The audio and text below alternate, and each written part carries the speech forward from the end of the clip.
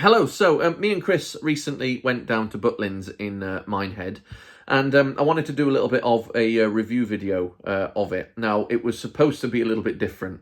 I was supposed to basically vlog whilst we were down there. I was going to show you everything sort of as we were discovering it, but it just didn't turn out like that. And the reason that it's not turned out like that is because of the very real life situation that I experienced, that I spoke about on my channel yesterday. That experience happened to me 2 days before we were due to go to Butlins, and my head just wasn't in the right frame of mind. So welcome to my retrospective review video of the 2000s Adults Weekender that we went to in Butlins in Minehead. Is retrospective the right word to use? I don't really know. But anyway, we're going with it. If you're new here and you want to subscribe and all of that lovely YouTube stuff, please feel free to do that. I am looking to get out and vlog more over the next sort of couple of weeks and months. I just want to see what happens. I want to take YouTube a little bit more seriously, and I want to sort of, invite you into to our lives, or my little life, as I call it. So please do feel free to subscribe and all of that, and we will see what happens. But for now, let's get to it, shall we? So we stopped in the Bayside Apartments. If you haven't been to the Butlins Minehead Resort before, the Bayside Apartments are basically on the seafront, pretty much. I believe all of the rooms have a sea view of some description. Certainly the rooms that we've stopped in the past on different floors, they've all had balconies and stuff which overlook the sea. And I suppose really I'm saying the sea. I'm sure somebody will come at me in the comments if they watch this, and they'll be like, it's not the sea, it's the Bristol Channel. I know, but it's a beach, and it's still lovely and picturesque anyway. At the end of the day, you look at like a beach like this one here, you can see the sand, you can see the water. You're just going to call it a sea, aren't you? And that is what Butlins, that is what the Bayside Apartments offer, is a sea view. And it is still nice. This view that you've just seen, or that you are currently seeing, it depends how I've edited this, but that view is it's an important one to me. It's one of my favourite views ever. It's just nice. I like the hillside on the left hand side, and of course then I like it's just a nice area. It really is. But one good thing is how close these apartments are to the tent itself, and to all of the action going on in Butlins. Whether you're there for a family weekend or whether you are there for an adults weekend, they are really close to everything that is going on. The only thing that I will say is that the walk to the tent from the apartment building itself, that used to be shorter, but then Studio 36 was built, and now you have no choice but to walk around. And it's not that long of a walk. It's like, a couple of minutes, if that, but, it's just, I don't know. Maybe I've got some issues with Studio 36, but I'll get there. I'm going to focus now on the weekend that we experienced. It was quieter, and I'll talk about that, or it seemed quieter. And again, I think this is something to do with the Studio 36 situation, but I'm getting there. It did seem quieter, but on Saturday, we had booked to go for a bottomless brunch. Now, there are various times that you can book bottomless brunch for. These times might vary. I'm not too sure. They might all be the same times, to be honest. Sometimes they might not offer it on certain weekends. I don't know. You'll have to do your own research. Again, I'm only talking about the weekend that we went on.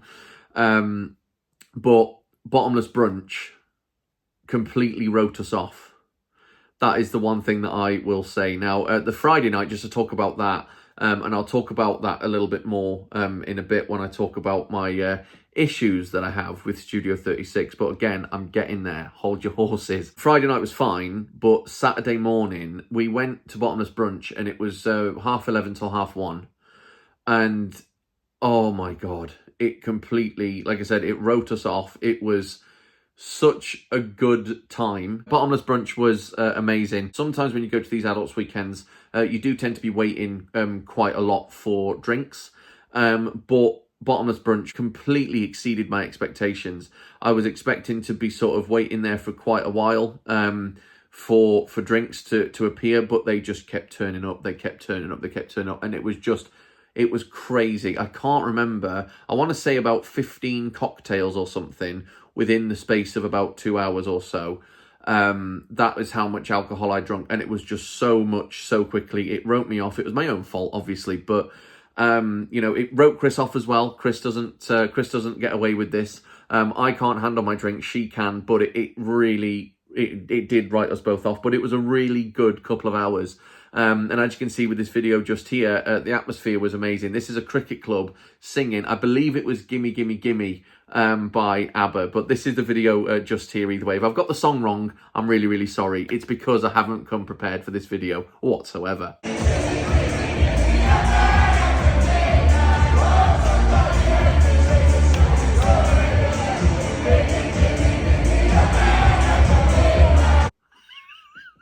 Oh my God, Bottomless Brunch was absolutely fantastic. I 100% recommend Bottomless Brunch to anybody. If you want to go and get very drunk very quickly and just have a very good time, just book it. Just go for it, because it is absolutely brilliant. It really, really is. Having said all of that, it's now time to talk about the things that weren't so brilliant and could have been a little bit better. Before I do that though, I just need to go and jump on a very quick work meeting, but I will be back with you very shortly.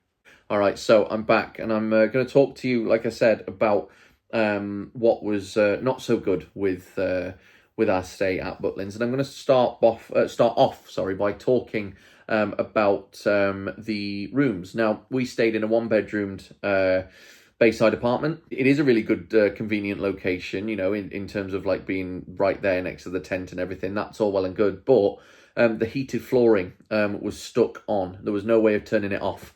As you can see here, there's a thermostat in the bedroom of this particular apartment that we stayed in. I think it was 205. That was the number of the apartment. There was the thermostat on the wall. That worked. You could reduce the temperature if you wanted to, but for some reason it just kept creeping back up over time. The other thermostat in the room was located in the living room area, and that didn't even work. As you can see just here, no matter what you did, no matter how many times you pressed it or how hard you pressed it, it just wouldn't work. And it wasn't even attached to the wall. So when we got in there and we were exploring the room, it was like, oh my God, we're going to have the same problem all over again. And just for context, this happened to us before. It happened to us in 2021 in another room with heated flooring. It was another bayside apartment, and we called guest services at the time, and guest services didn't believe us. They had to get somebody out to come and have a look for a socket that we were saying to them just wasn't there. Normally, in these rooms, in my experience anyway, I'm pretty sure, if my memory serves me right, in these rooms there used to be sockets where you could turn the underfloor heating off. And my point, when I called the guest services back in 2021, I said, look, there's no socket there. And the person over the phone, she wasn't being rude or anything, but she was implying that I wasn't looking properly. So she got somebody up to the room to have a look, and then they confirmed, actually, no, there's no socket to turn this flooring off. So they then had to go and get electricians or somebody who was qualified to go into the mains of that apartment, like the main electrical point or whatever, and actually unplug the heated flooring from the electrics. It was just a little bit of a nightmare. So this time I thought, you know what? With the week that I've had, I don't want to call guest services at all. So we ended up opting to leave the door open. I didn't want to get into any sort of arguments or anything with anybody. I didn't want to be stressed out. So yeah, like I said, we left the balcony door open in the bedroom. And it was nice to have that sort of nice, fresh, like coastal air coming through the room. Now, I'm going to talk a little bit about Studio 36, which is a new venue in Butlins. It's been there for a couple of years.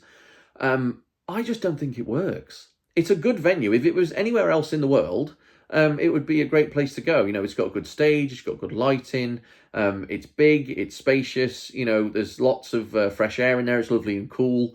If you've been to Butlins for an adults weekend, or for a normal weekend actually, you'll probably know what I mean when I say that centre stage and Reds are absolutely roasting, and you end up sweating to death basically in both of these places. So it is nice to have that change of somewhere being more spacious and somewhere being filled with a lot more fresh air. But yeah, I just don't think it works. Now, I'm going to explain what I mean when I say that I've got issues with Studio 36 by using the boy band Blue as an example. This is from when we'd seen Blue last year in centre stage in Butlins. All right, everybody in the house, raise your hands in the air. Get them up. Up in the air. Get them up. Up. Ladies and gentlemen, make some Butlin noise for the one, the only Blue. What I gotta do to make you love me? Now, I'm hoping that this next video that you can see does it a little bit of justice. But this was Blue from this past weekend as they were in Studio 36.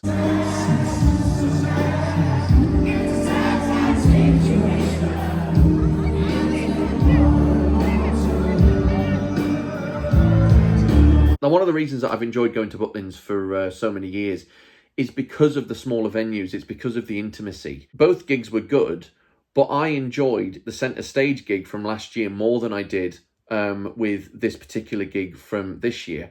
Like I said, they were still good and they still sounded great, but it just didn't feel right. I felt with Studio 36, I felt like I was in an arena, which again, like I've said, if Studio 36 was anywhere else in the world, it would be a really good venue. But it's in Butlins, and because Centre Stage and Reds are both smaller, to put a bigger venue in the mix, what you end up getting is what we ended up experiencing. Now, I want you to imagine life before Studio 36 at Butlins. There was only two venues. It was Reds and it was Centre Stage. Centre Stage was the bigger venue of the two, but they were still smaller than Studio 36. Now that another venue has been introduced, and now that it's so big, what you're finding is that everywhere else around Butlins is absolutely dead. Now, the reason I am blaming Studio 36 for the lack of atmosphere elsewhere in Butlins, it's basically because that's where all the people were. You know, it wasn't even that good of an atmosphere in there. And I think that goes back to this place being so big. It's massive, like, especially for Butlins as well. It's really big. And I just can't help but think that this place has just sucked the atmosphere out of Butlins, and it sucked that sort of aura out of Butlins that it used to have. Certainly in my life, you know, I used to love going down there. I used to love you know, spending time with people. I used to love making friends and having a laugh with people. And of course, you can do that in Studio 36, but I don't know, it just seems different. Now, obviously, you know, I understand after a bit, Studio 36 does close, and then everybody goes into the other venues, you know, Red, Centre Stage, and the Tent and whatever. But it was just, I don't know, there was just this really strange atmosphere. Like, the whole weekend started off being quiet, and then it just continued to be quiet. It was such a bizarre experience. It really, really was. In comparison to the other weekends that I've been on where it's been really busy, like everywhere you go, it was just really, really weird. And I'm going to try and prove how quiet it was now. So this was when we got there. This was about 4:45 on Friday. So you can expect it to be quiet there. But this is the Tent on a Saturday night at 20 to 10.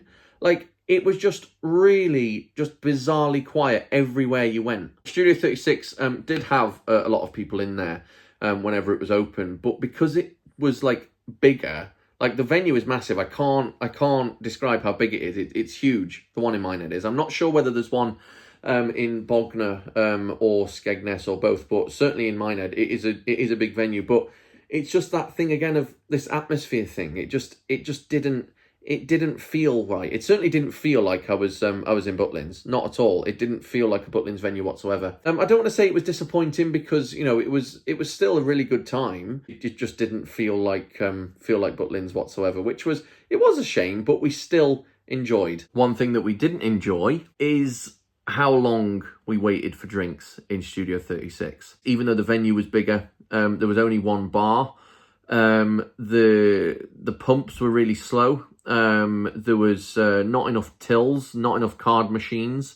One of the bar staff at one point actually implied to people standing in our area when we were waiting for drinks that we were actually stood in the wrong place and we've got a better chance of going and waiting in the queue like further down the bar. It took us 45 minutes to get a drink on Friday night. in Studio 36, and I can't actually blame the bar staff really, because, you know, I've just mentioned about the slow pumps, and I've mentioned about the fact that there weren't enough tills or card machines. I think if the pumps were faster and if there were more of these things, you know, that could aid with the sort of serving time, then I think it would be okay. But it was not great. 45 minutes to get a drink. We actually missed the start of Blue because of how long it took to get a drink. It was honestly horrible. It really, really was. So yeah, overall, I'm not a fan of Studio 36. Again, just to summarise, I just don't feel like it's a Butlins venue at all. It feels quite out of place. The atmosphere is really strange in Butlins now. It tends to be quiet everywhere else. Also, the weather wasn't the best on Saturday night either. So there were a lot of people that stayed in their rooms, and that's fair enough. But in terms of the atmosphere around the rest of the resort, it just felt a little bit off. The good thing, however, in terms of atmosphere, which again, I keep talking about atmosphere, but that, like I've said, is one that is one thing that I've gone to Butlins for, is that really good atmosphere, that really good party vibe. And yeah, it just didn't have that this time, but Bottomless Brunch definitely did. So I go back to what I said about Bottomless Brunch. Please do consider booking it if you can. It is absolutely amazing. It really, really is. So yeah, that's my rant over about Studio 36 anyway, and what I think it's done to the general vibe of Butlins. And of course, all of this is, you know, it's based on opinion, isn't it? You know, it depends why you want to go there. You know, people do go to Butlins for, you know, a couple of days and just stay in their rooms for the majority of the time. Like, I'm not judging, you know, you can do what you want. You know, it's your break, it's your hard-earned money that you've paid for it with. It's just, for me, again, the vibe was different. I was expecting something that we've always had, and it was just different. And it just, I don't know, it's just left me with something to think about. But some of the good things to come from the not so good things was, first of all, the fact that the wait times for drinks were shorter elsewhere, apart from Studio 36. You know, you walk into Reds or Centre Stage and you can get a drink pretty quickly because there was nobody in there. The food wait times were the same. I did go to Burger King on Saturday night, and it cost me £16, which was just a massive amount of money, but there we go. But, you know, the food wait times were relatively shorter. Bearing in mind it was a Saturday night and I was expecting to wait for a little bit of time for the food to be cooked. Like, you know, it just wasn't like that, and food just turned up straight away, which was good. Same with the arcade sections as well. And again, this depends, you know, why you're going. This might not, you know, apply to you. Anything that I've said in this video today might not apply to you because you might be going there for completely different reasons. But as well as going into Minehead, we do usually like to just have a bit of a mingle around the arcade machines and stuff, see what prizes we can win and whatever. And usually we expect it to be busier than what it was. There was hardly anybody there, and that was the same thing like all weekend. I know the weekend itself was really busy. We got there mid-Friday afternoon and the car park was relatively empty. And then Friday night when we went out, the car park was really full, as it always is. So I know that there were people there.